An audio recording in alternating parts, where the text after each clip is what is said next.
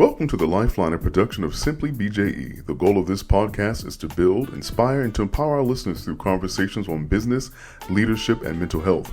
We invite you to follow us on Facebook, Instagram, and at www.simplybje.com/The Lifeline. Now, let's tune in for today's episode. Welcome back to another episode of the Lifeline Podcast. We are real brothers having real conversations about real life. I am licensed clinical professional counselor Rashad Bowtie Mills, and today I will be your guest alongside hosts Barry J. Elliott, Lindsberg Petway II, Bo Powell, and Stephen Coleman. Today, the tables are turned as the hosts are the interviewees. Good morning, gentlemen. Good morning. Good morning. sir. Good morning. Good morning. Morning. So let's start with the rapid fire question. Which guest has made you laugh the hardest this season?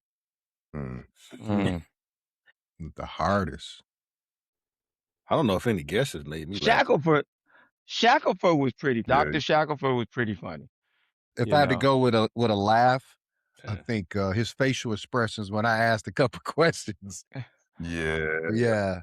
Yeah, for- Quite yeah, he Shackelford. was. Yeah. Yeah, especially about the apple cider vinegar. You know what I'm saying? That was.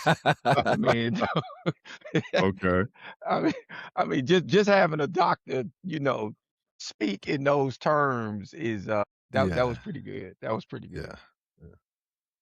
So everyone seems to be in alignment with Shackelford was the guest that made you guys laugh the hardest this season.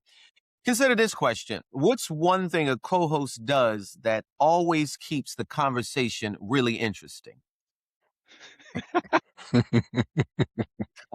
There's a lot of laughter, so I have no idea where you guys are. I'm So laughing at Barry. I think when Bo wants to use colorful words and he refrains.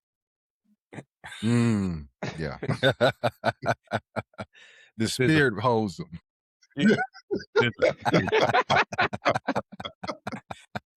So Bo, Y'all Bo don't catch there's me on no the after show denying. one of these days, though.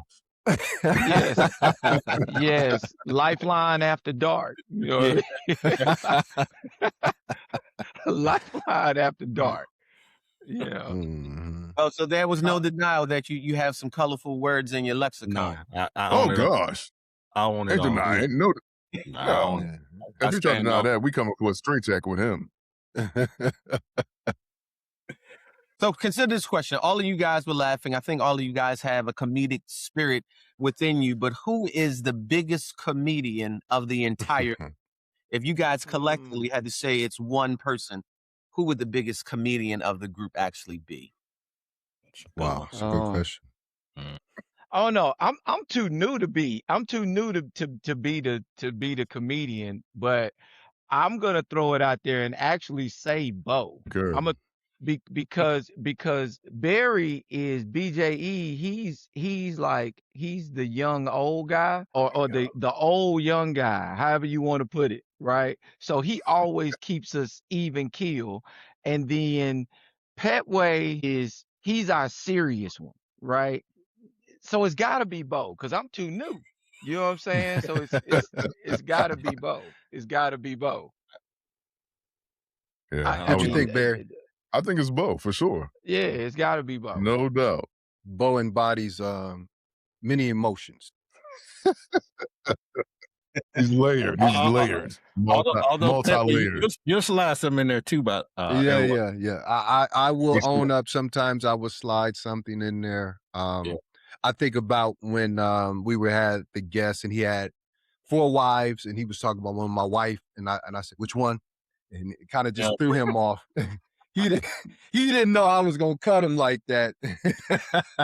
That Oh, is damn. that's hilarious. Yeah, because he was so serious, my wife and this, that, and that. I was like, well, which one you talking about? Which one? The first one, second one? So if you have 4 of them, then you have to make, some You distinction. gotta be right. You got to make Right. a distinction which Right. one you're actually talking about. Yeah, we Them- can't just assume it's the recent one. that was a good one too. Man, So let's- I missed that one. Let's kind of shift from the comedic part of it to something, maybe a little more introspective, right? Let's talk about reflection and personal growth as well. So looking back over this entire season, what conversation challenged you or changed you the most on a personal level? It either challenged you or it changed you on a personal level. I think the one that challenged me the most was MacArthur Glazed. I think that conversation peeled a couple layers off for me personally, not just the show, really the after show. I ain't gonna get too deep in that right now, but that conversation there, that was the one for me, and I think my co-host can agree with that. Yeah, for me personally. Yeah. For you, for sure. I think everybody's agreement. So, Lindbergh, I'll take this a step further really quickly if we can. What about that particular show changed you the most? Was it something It was something that he said, the questions that he asked, it made me think about really who I am. And it went back to the perspective of me grieving my father's death. And I had never thought about grieving him because he was never there. He died when I was 2. So just going through life trying to make his name great, and because that's what I had, I never really took the time to understand or grieve that. So that opened up the conversation for therapy. Something that I had considered, but I never thought I really needed. But that after show was powerful. I mean, it had me in tears. So Gotcha. yeah, that was a real one there. Anybody else? Was it a moment or, a guest that really shaped the way that, you viewed yourself after that in a way that was challenging and or changing? The mom, remember the mom who went back and paid the money? That was a great perspective of forgiveness and taking accountability, even for, your child at that age. She still was loving him and trying to make things right. Well, he was grown. Yeah. Yeah. I could agree with that. Okay. Gotcha.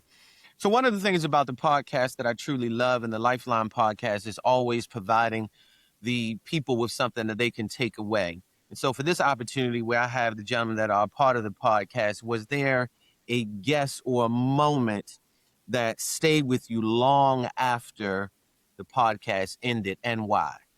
So this is like a continuation on this first question. Long after, the podcast is over, was there a guest or a moment that continually resonated in your spirit? And let's go a little bit further and say why. It's a deep question, sir. Very. Guess that resonated with me.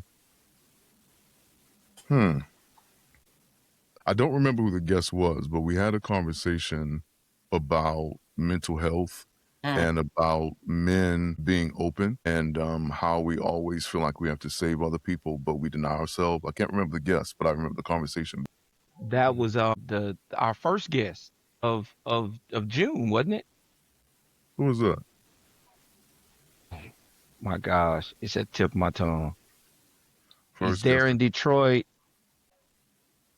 Dominique Davis. Yes. The one who mentors the young kids, or the teens. The teens. Okay. Right. Okay. Yeah. So that conversation stuck out for me. Gotcha. Yeah. Did that challenge you?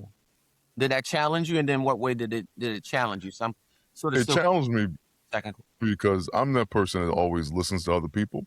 And so sometimes when you listen to other people and when it's your time to be heard, you kind of cower back. And so it challenged me to not be that person. Gotcha. Even though I know it mentally, it challenged me to put it in practice even more. Yeah. Right. Bo, how about you? Yep.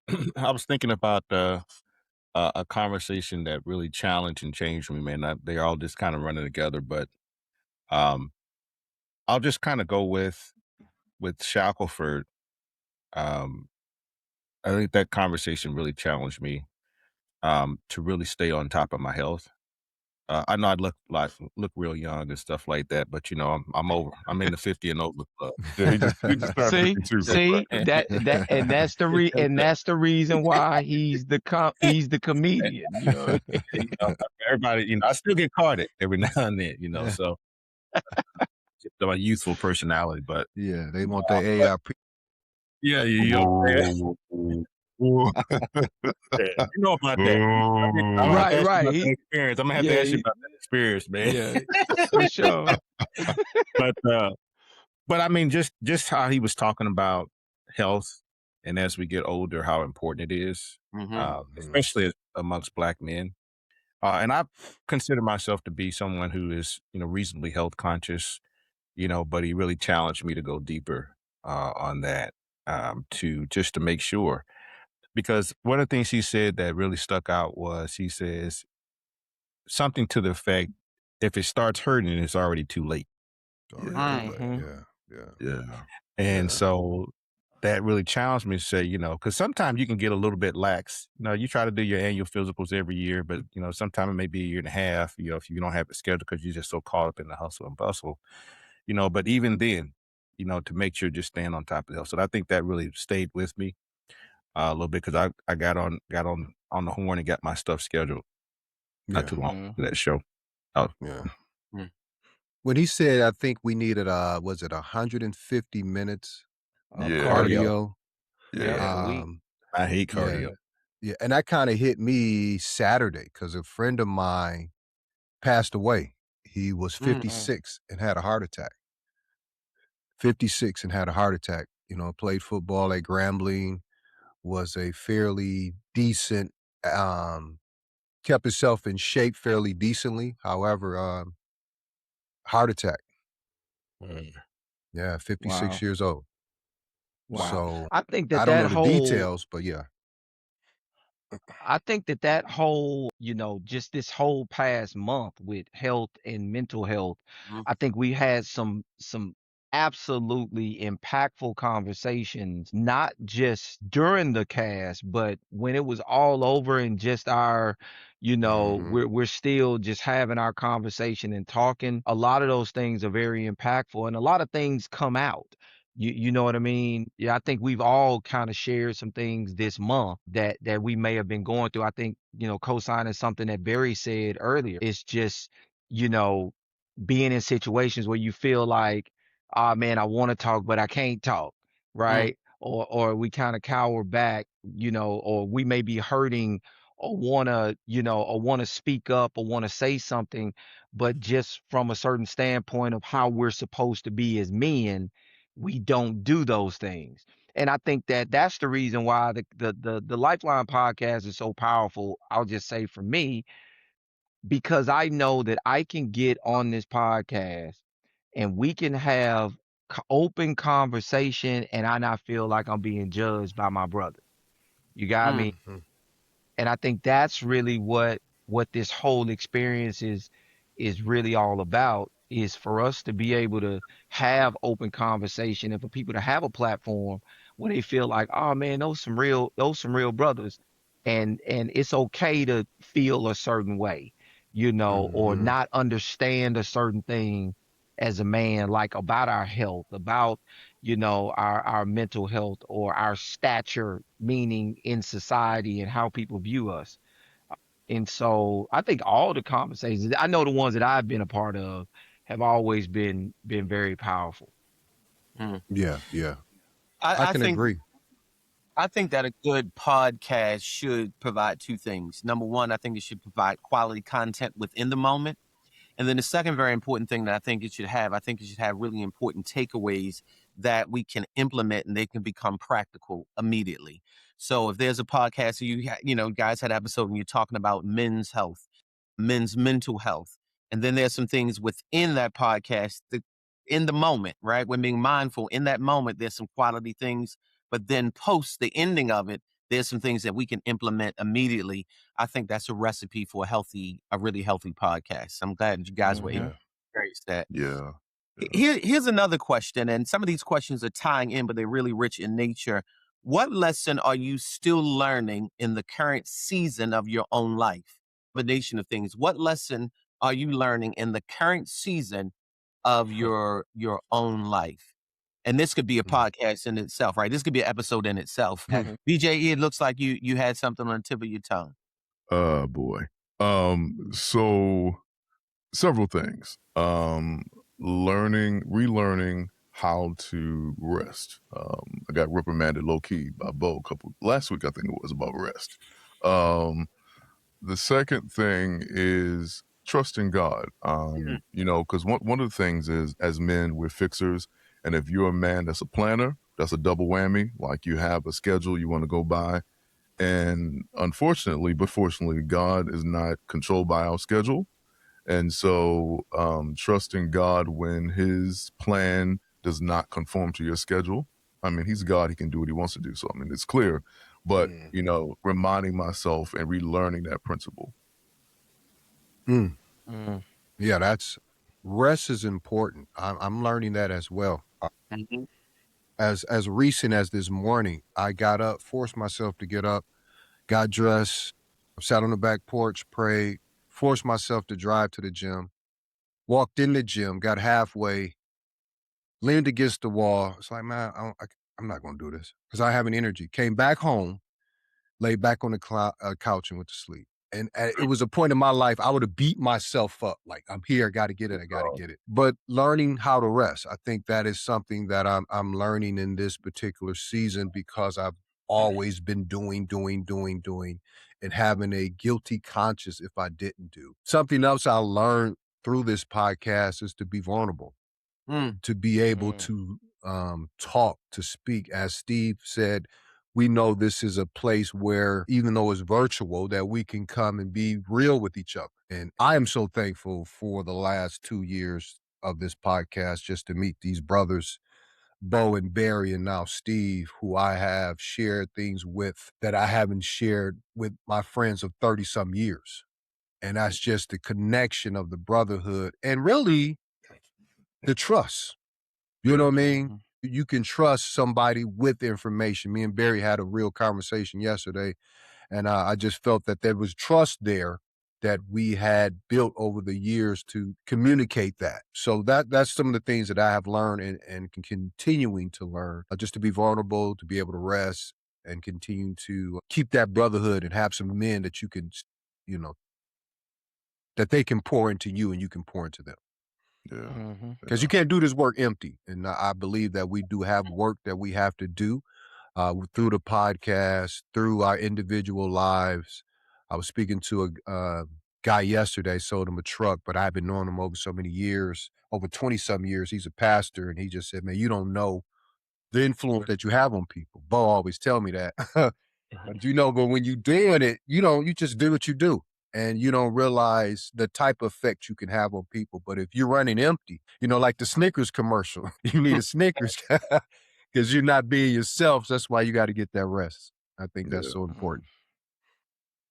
I just want to jump in and say, Lensberg, you said something really, really important. And I love the visual that you sort of gave us. Hey, I got up, went to the back porch, prayed, got dressed, went to the gym, and I got in the gym and I said, I'm in the environment where naturally and normally I would push myself, but I also gave myself the grace not to push myself. And I think giving ourselves as men, we have these titles, protector, provider, priest, and we're cast to do all these things, a multitude of different things. And I think sometimes we push ourselves too much. And we also have to be able to give ourselves grace, because if we don't give ourselves grace, then that element of rest is not going to be as effective. And I know I'm the host today, but I just wanted to share that was really, really powerful for me. And I know I shared some things with BJE offline that about May the 16th, to be exact. Man, I was driving and I had a mini stroke.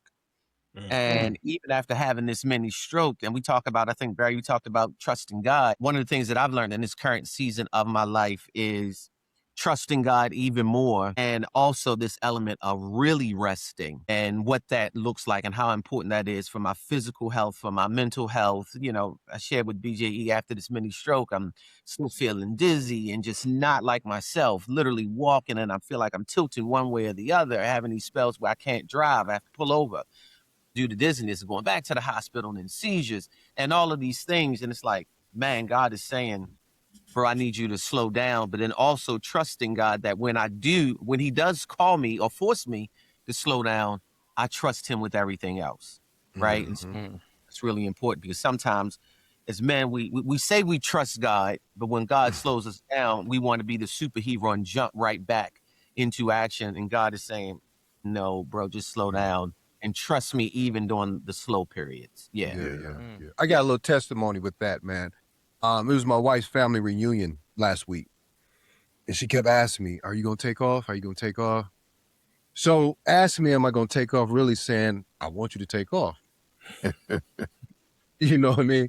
But I'm in sales. So if I'm not there, I don't sell, I don't eat. There's a mentality. So I finally made the decision. I'm going to take the time off. And it was great to be around family, great to, just to chill. But I just said, God, I'm going to trust you. So Saturday, I get a call from one of my team members, such and such is here, and they want to buy a car. I said, well, why they didn't call me? She said they was just driving by. Long story short, they brought a car. Somebody on my team sold them the car, and I got half of the deal.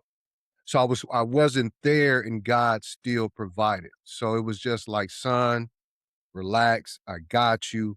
And in the words of Bo Powell, put that down, and that's what I just had to do. That ain't what I did, but yeah. That's Rashad. That's one of those times where he wanted to say one of those colorful words. Right. Yeah. But Rashad, you said something about really trusting God. We say we trust God, but in order to trust God, you got to put yourself in a state where you just like, God, I'm here. And that's what I had to do. And that's what I've been learning to do more, is really trusting him. And like Barry said, as planners, we want to make it happen. I always got this idea. I want to do this. I want to launch this. But sometimes God just said, it's not the season for that. So, Yeah. I want to jump in there. I think one of the lessons I've learned, or from a season that I'm in right now, going along with what you all are saying with rest, it's more understanding how to be at peace. And I think that's kind of where I am right now. You realize, or you don't realize, well, it's both. Sometimes you don't realize how chaotic life can be, right? And also you get to a point, like I'm at a point in my life right now where I'm learning how to just be still. You know what I mean? Just be at peace with whatever it is. Just not having chaos, not having conflict. I mean, even though, obviously some conflict is actually healthy, Right. but just being at peace with everything, just with life in general, with relationships, with business, with everything. Just getting to that place, where you can just say, you know what, I'm good. My birthday was on this past Sunday. And happy so, I birthday. appreciate that. I sent forgot you a to tell cash y'all app. that. I don't know if you got it or not. Oh no, I didn't get it. It's okay. It's okay. You know what I'm saying? I know it's coming. But it's crazy because, everybody's like, well, what you doing for the birthday weekend? And all I was Turn up. like nah, I'm at peace. Yeah. Like all I want to do is reflect. Yeah. I woke up, we went to church.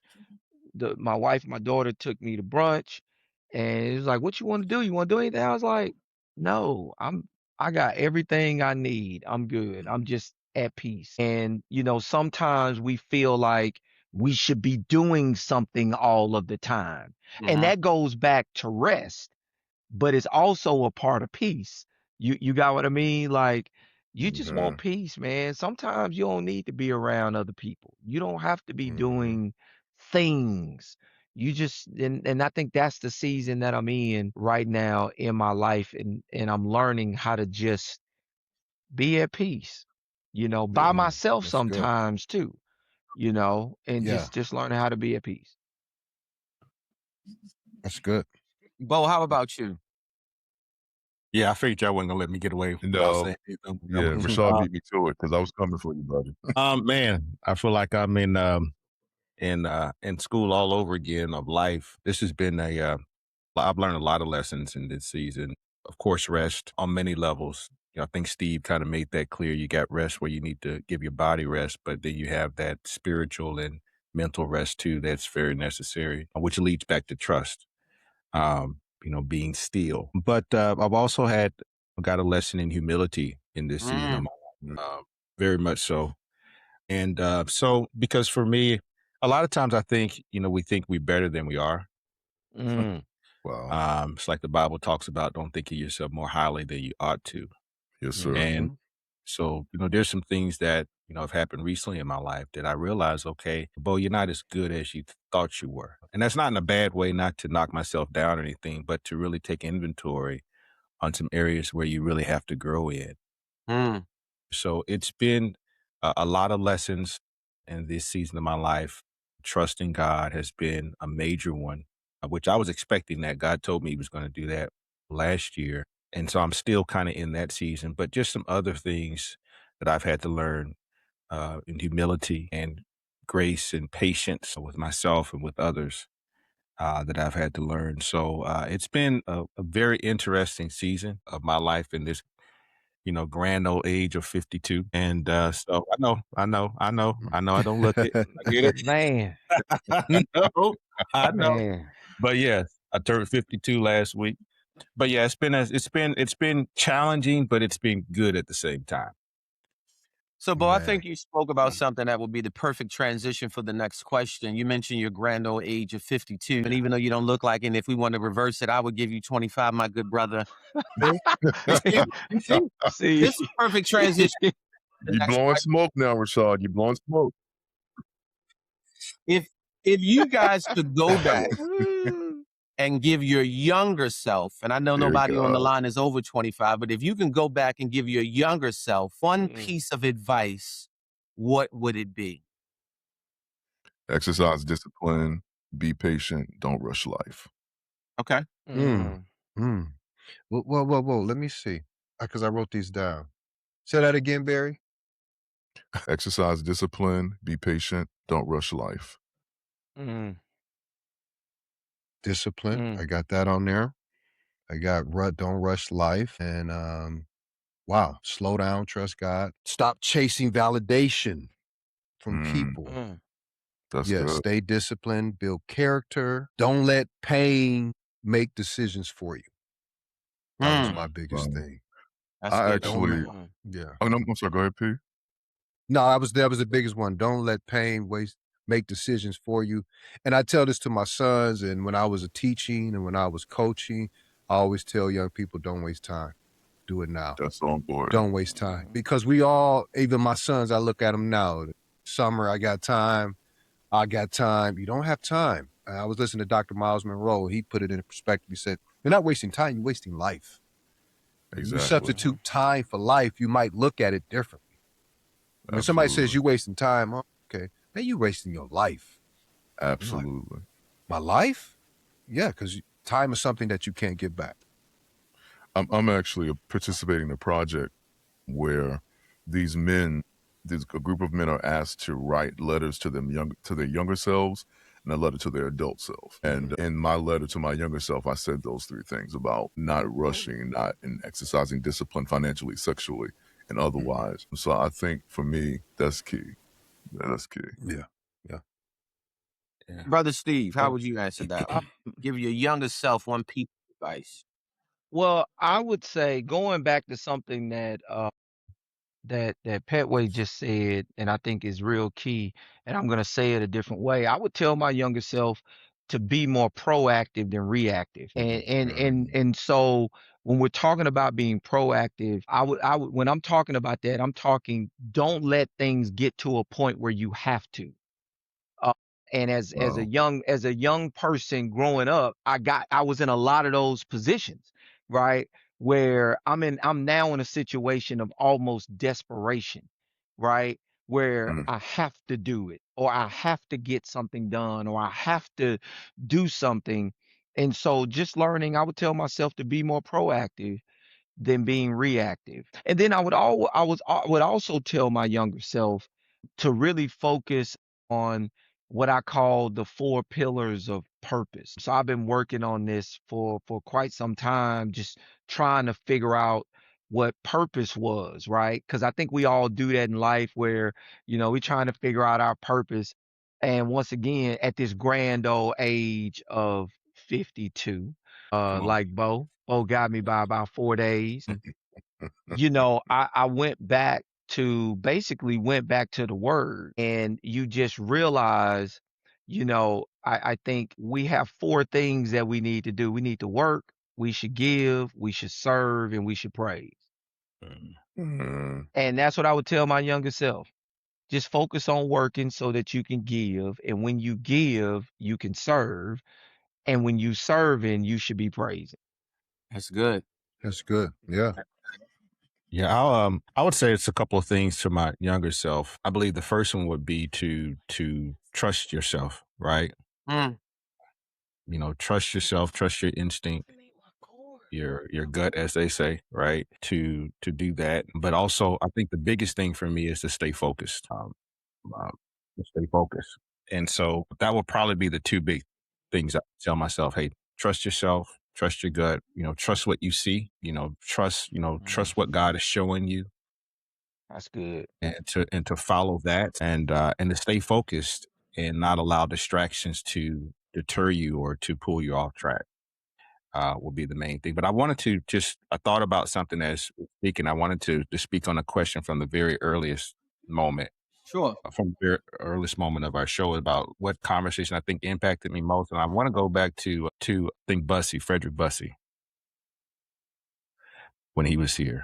Because he wrote a book recently about imposter syndrome, and he really kind of blew that up a little bit. And one of the things he said was, you can't be an imposter if you're being yourself. Mm.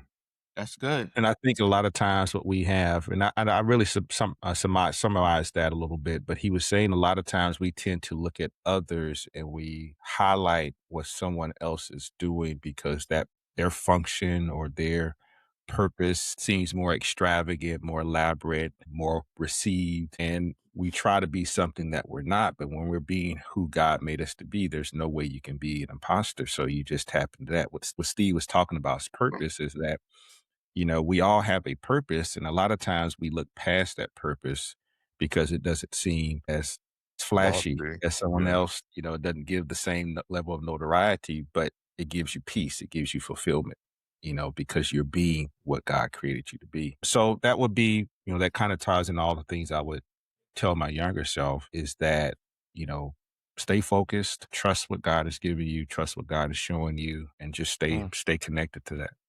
Yeah. Good. As we move forward for the purpose of time, I want to jump into some questions that sort of have a food for thought element behind them. And this is a really interesting question. You guys could sit down with one person for a future episode, ask them one question. This individual could be living or deceased. Who would that be, and what would be that one question that you would ask them? Very Barack profound. Obama. And not because he was president. I mean, if that would fall into it, but just navigating the space of being celebrated and hated, because I think he's one of the most celebrated, but he's also one of the most hated. Go ahead, you good? Go ahead. What would be that one question that you would ask President Obama? How do you maintain your cool? Yeah, how do you maintain your cool without snapping? Because I love Jesus, and I'm pretty disciplined. I'm pretty even, but I don't know that I would have the grace that he has before I crashed out on somebody. Okay. That's not my nature, but I'm still from Baltimore, so Baltimore. I read something recently, like the whole time he was in presidency, he wasn't on social media. He didn't watch cable news. So he was able to remain focused. I'm just curious, how did he come to that resolve? How did you maintain your focus? And how do you still continue to maintain your focus without lashing out? Because he has a platform and he could really lash out and do some damage, but he remains even. Yeah, he wasn't on Twitter. Right. Making Or creating tweets. his own Twitter, like True Social. But anyway, yeah, here we go. Lynchburg, how about you, my brother? That one person would be my father. I would want to have a conversation with him to find out everything that I wanted or needed to know to become a man, a husband, a father, and somebody to fulfill his legacy. I would want that conversation with him. I would let him know that his absence didn't just leave a hole, but it gave me a reason. Him not being here kind of gave me a reason to to kind of do what I do because he wasn't here. But yeah, Gotcha. Pops. Bo, how about you? Man, that's a good one, man. There's so many people that's running through my head. First one that came to mind was I'd want to sit down and have a convo with Adam. I thought about my dad too, because I knew him, but, I didn't get a chance to have him in my life. So that would probably be one for me, is to have a conversation with him. I couldn't keep it at one question. It would be extremely difficult. It'd be impossible for me to keep it to one question with him. But if I had to ask him one question, it'd be, tell me about you. Mm. Who are you? Mm. You know what I mean? So that would probably be the guy I'd want to talk to. Well, Even how about you? The person I'd want to talk to, I would probably say the same thing. I would probably say my dad. My pops. So he's actually my stepdad. I was one of those fortunate individuals to have two fathers. I have my biological father, which I have an amazing relationship with. But my parents divorced when I was about 3, and they both, remarried within 2 or 3 years later. And so when I was about 5 or 6, my mom married my pops, who passed away in 2016. So growing up in that household, obviously that's going to have a profound effect on my life and how I view things, right? And so, yeah, I would probably want to speak to my father, and I would ask him just about navigating this part of my life, because he used to say it all the time, like when I was talking earlier about peace. I learned from my father, he would always say, "Hey son, everything doesn't always have to be an issue." He used to always say that everything doesn't have to be an issue. You can choose to be at peace with a situation. You don't have to make an issue out of everything. And so, I would just talk to him just really about navigating this part of my life. My child getting older, she'll be 21 in August, away in college and all of that stuff. I would want to talk to him about that. But definitely. I think about him every day. But yeah, that's the person I'd wanna have a conversation with for sure. Gotcha. Great answers.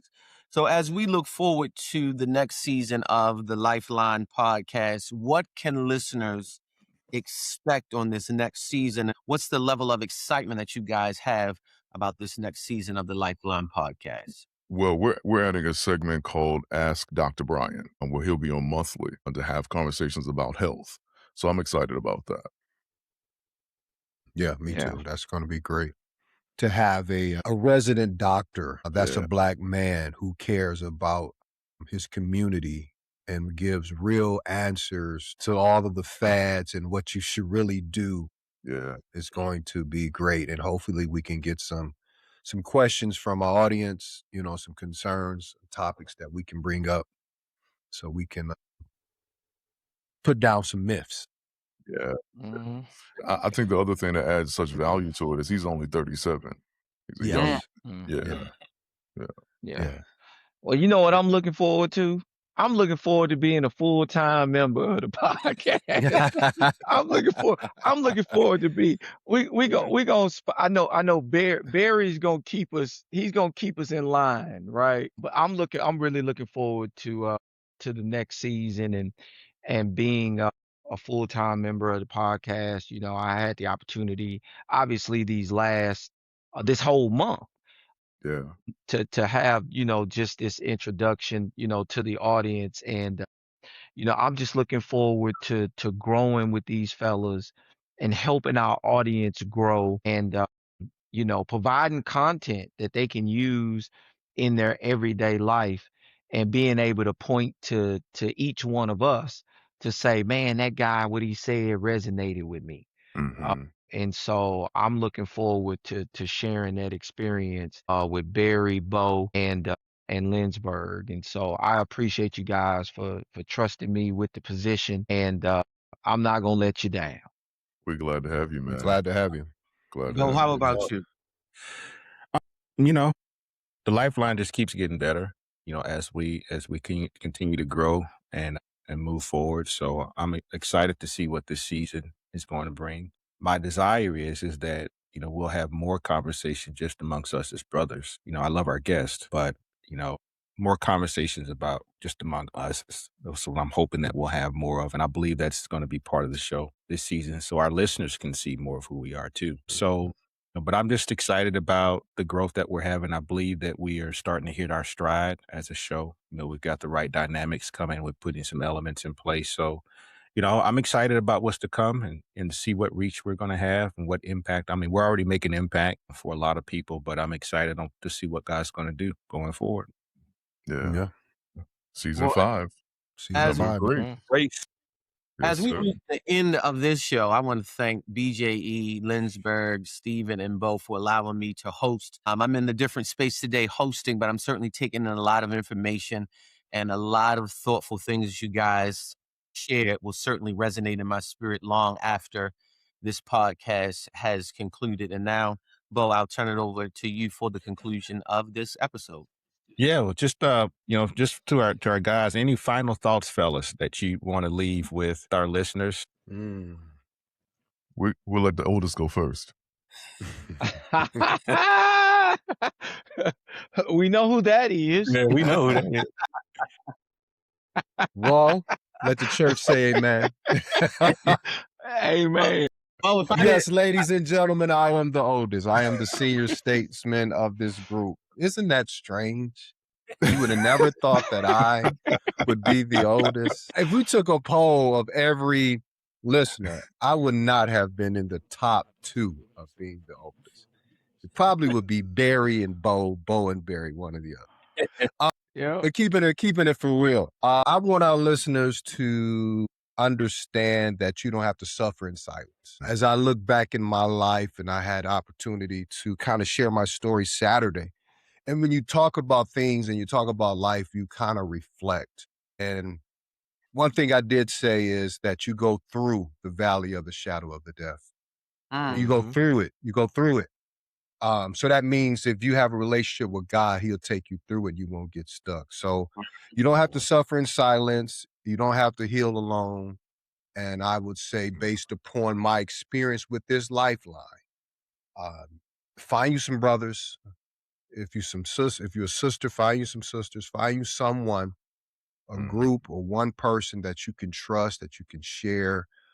In addition to the therapist, but find that one that you can open up to and grow with. It's good. That's really good. Steve? That's really good. I'm gonna just I'll just go, basically with what Lynchburg just said. Just understand, fellas, that we got a lot of life to live, right? And because we have a lot of life to live, there's a lot of lessons that we have learned or that have yet to be learned.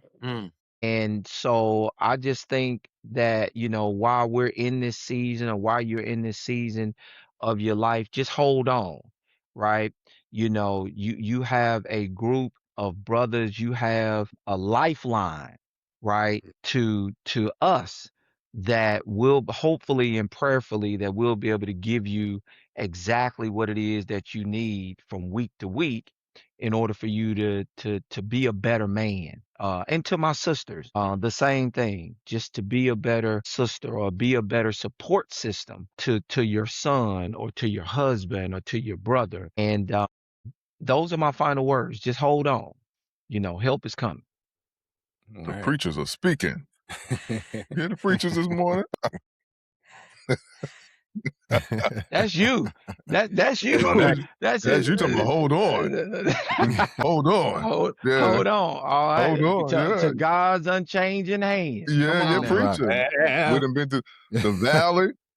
You going through the valley. I heard you. And then Come hold on on. now. Oh, yeah, y'all preaching. I hear y'all. All right, Okay. we'll close this out. Uh huh. Yeah, exactly. 'Cause I'm We're looking. gonna let the two ordained ministers, licensed Gosh. ministers, Oh, close this man. out. So for me, two words resonate with me. That's community and connectivity. Community, I was thinking about this morning just how grateful I am. Like, even though everybody's in different cities, I should say, the level of connection we have in the community that we've built is amazing. And Steve, we've known each other for like a year and a half. I mean, you and Bo have known each other for years, but I don't feel any less connected. So I'm grateful for community. And Rashad, we went to the same high school.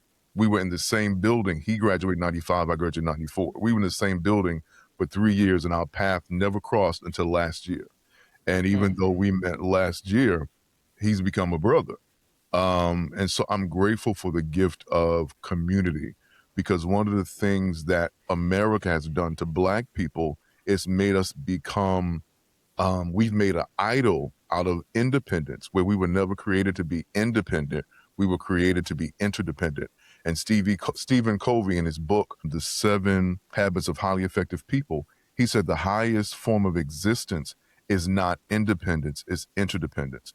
And so in this season of my life, and with you brothers and another set of brothers, the greatest gift that I've gained, or one of the greatest gifts I've gained, is community. And also not just in community, because you can be a part of a community and still feel disconnected. I'm grateful that in the community, I also have connectivity. And so I want to encourage the listeners to make sure that you have a community. And I echo what my other brother said, that it's important to be connected to healthy people. Don't settle for toxic connections or toxic community. Connect to people that will add life to your life, because you deserve to live. Amen. Yes. Amen. For We real. talking about the pastors coming out. That's the word right there. It's the truth. That truth. was the word. It was the truth. That's the Now, word. who y'all had to blame? Hey. So anyway, as we close this season, to our listeners, we simply want to say thank you for allowing us to be part of your journey. Every conversation was created with the hope of inspiring growth, strengthening your faith, and reminding you that you are never alone. We hope that these episodes have challenged you to lead with purpose and live with intention and keep choosing hope even in difficult seasons. This may be the end of the Lifeline season, but it's only the beginning of what comes next. Until we meet again, stay connected, stay encouraged, and keep choosing life, because we all need a lifeline sometimes. This concludes another episode and another season of the Lifeline with your host, Barry J. Elliott, Lindsberg Petway II, Stephen Coleman, and yours truly, Bo Powell.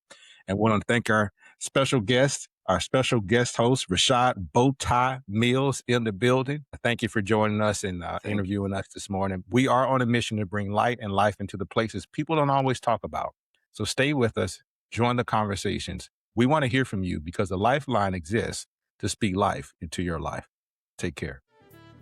Thank you for listening to today's episode with host, business expert, and life coach Bo Powell, social media influencer and entrepreneur Lindsberg Petway, and leadership coach and mental health advocate Barry J. Elliott. Join us next week for another impactful conversation on the Lifeline. God bless.